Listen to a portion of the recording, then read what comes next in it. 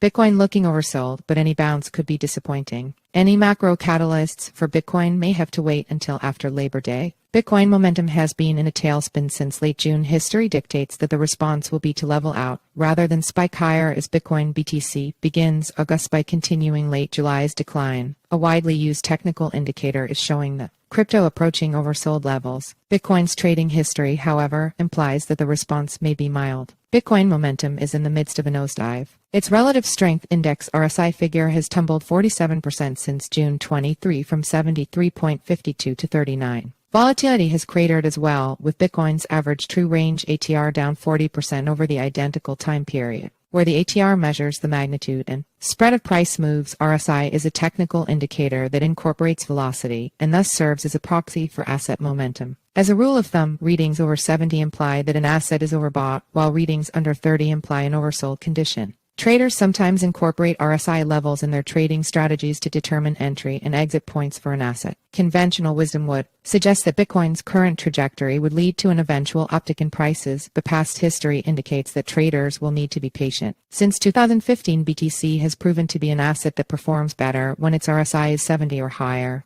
as opposed to when it falls below 30, i.e., it does better when in overbought territory than when oversold. The crypto's average 30-day gain when in overbought conditions has been more than 13%, while its 30-day advance when showing as oversold has been just under 8%. When filtering BTC's RSI to the current range between 39 and 40, the performance is even more muted, with an average 30-day increase of just 4% over 64 prior occurrences. This isn't exactly horrible news for Bitcoiners, as the historic performance is still positive. But for traders, expecting a big bounce higher from current levels, they may be disappointed. The CoinDesk Indices Bitcoin Trend Indicator identified a neutral signal for Bitcoin on July 24, and prices have been steady since, notwithstanding today's 1% decline. What could break Bitcoin out of this recent morass? Unfortunately for bulls, there doesn't appear to be much on the horizon to change current market dynamics. On a macroeconomic level, there will be plenty of economic reports, but they are unlikely to show anything different than the ongoing story of continued growth and modestly slowing inflation.